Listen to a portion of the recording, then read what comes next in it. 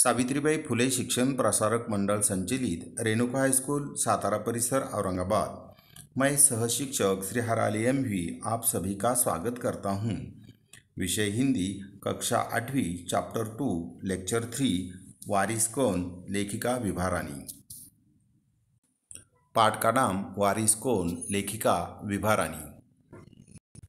पहले तो राजकुमारी ने हाँ कह दिया, मगर राजा ने फिर कड़क कर पूछा, तब उसने सच्ची बात बता दी। तो पहले राजा ने पहली राजकुमारी से पूछा, क्या आज से 5 साल पहले मैंने आपको गेहूं के जो दाने दिए थे, क्या ये वही दाने हैं?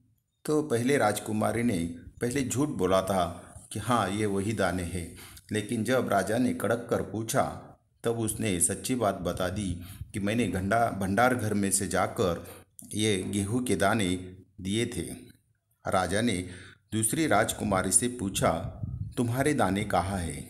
तो राजा ने दूसरी राजकुमारी से भी सवाल पूछा है कि तुम्हारे दाने कहाँ हैं?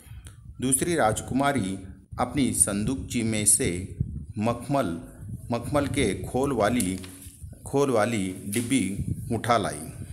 उसमें उसने गेहूं के दाने सहेज कर रखे थे। तो दूसरी राजकुमारी ने जो चांदी के डिब्बे में मखमल के थैले में वह दाने बंद कर रखे थे, वही डिब्बी उसने उठा लाई। राजा ने उसे खोलकर देखा। राजा ने उस चांदी के डिब्बी को खोलकर देखा, दाने सड़ गए थे। तो इस प्रकार दाने सड़ गए थे। तीसरी राजकुमारी से पूछा, तुमने क्या किया उन दानों का? तो राजा ने वही सवाल पूछा है जो पहले बहनों को पूछा था। तो तीसरी राजकुमारी से भी वही सवाल पूछा कि तुमने क्या किया उन दानों का? तीसरी ने कहा, मैं इसका उत्तर आपको अभी नहीं दूंगी। और तीसरी राजकुमारी ने कहा कि इसका उत्तर मैं आपको अभी नहीं दे सकती, क्योंकि जवाब यानी उत्तर पाने के लिए आपको यहाँ से दूर जाना पड़ेगा और मैं वहाँ आपको कल ले चलूँगी। ऐसी तीसरी राजकुमारी ने राजा से कहा। राजा ने अब चौथी और सबसे छोटी राजकुमारी से पूछा। उसने उसी बेपरवाही से जवाब दिया और चौथी राजकुमारी को राजा ने वही सवाल पूछा है, और तुमने क्या किया उन दानों का? तो चौथी राजकुमारी ने उसी बेपरवाही यानी उसे परवाह नहीं थी जवाब दे दिया है, उन दानों की कोई कीमत है पिताजी, यानी उन दानों की कोई कीमत नहीं है पिताजी।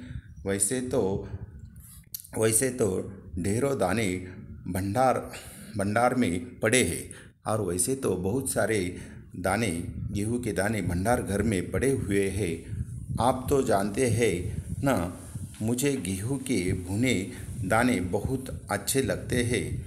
उसने पिताजी से कहा, चौथी बहन ने, कि मुझे गेहूं के भुने हुए दाने बहुत पसंद है, सो मैं उन्हें भुनवा कर खा गई।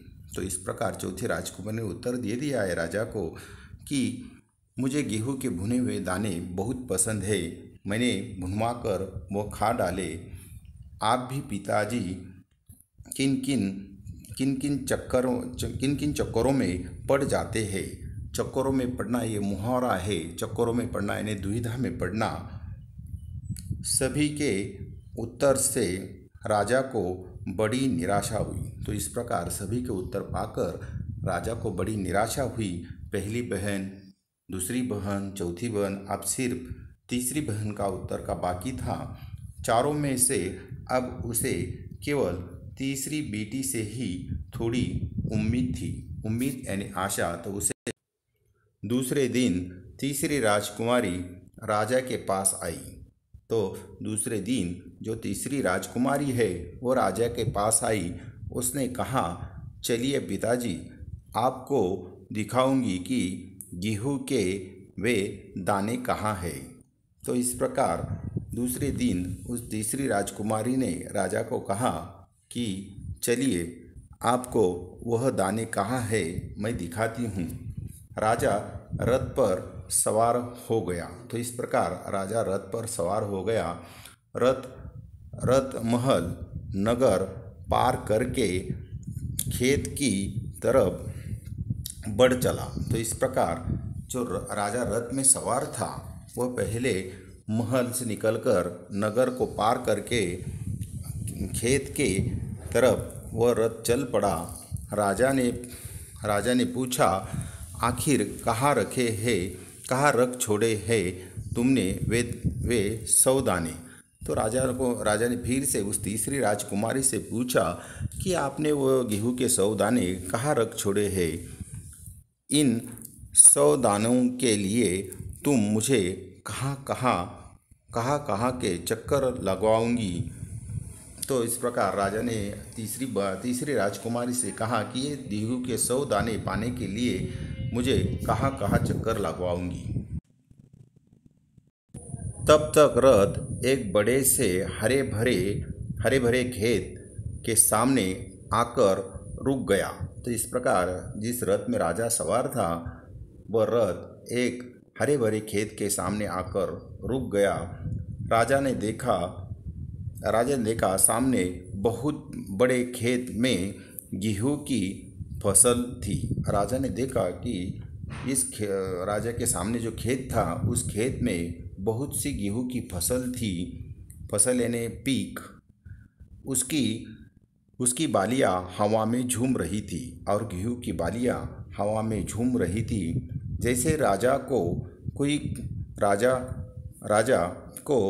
कोई खुशी भरा गीत सुना रही हो। तो ये गेहूं की बालियां ऐसा लग रहा है खुश होकर राजा को कोई गीत सुना रही हो। राजा ने हैरानी से राजकुमारी की ओर देखा। राजा चकित हुआ। हैरानी से देखकर उसने तीसरे राजकुमारी की तरफ देखा। राजकुमारी ने कहा, पिताजी, ये है वे 100 दाने जो आज लाखों लाख दानों के रूप में आपके सामने है। तो राजकुमारी ने कहा, तीसरी राजकुमारी ने कहा कि ये वही गेहूं के 100 दाने हैं जो फसल के रूप में आपके सामने लाखों दानों में परिवर्तित हो गए हैं। मैंने उन 100 दानों को बोकर इतनी अधिक फसल तैयार की है। तो इस प्रकार तीसरी राजकुमारी ने कहा कि ये जो 100 गेहूं के 100 दाने हैं इन्हें बोकर इतने लाखों दानों में इसे परिवर्तित किया है। राजा ने उसे गले लगा लिया।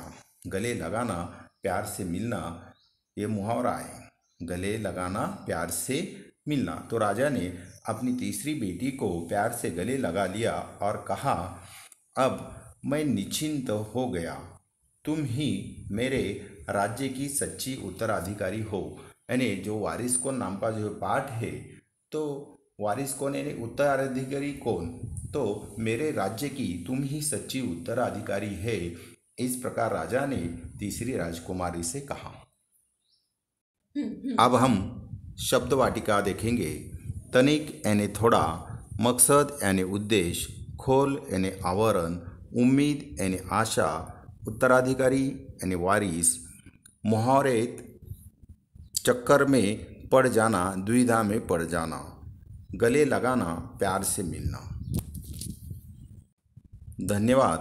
अगले लेक्चर यानी लेक्चर 4 में हम पार्ट 3 नाखून क्यों बढ़ते हैं इसका पाठ का अध्ययन करने वाले हैं।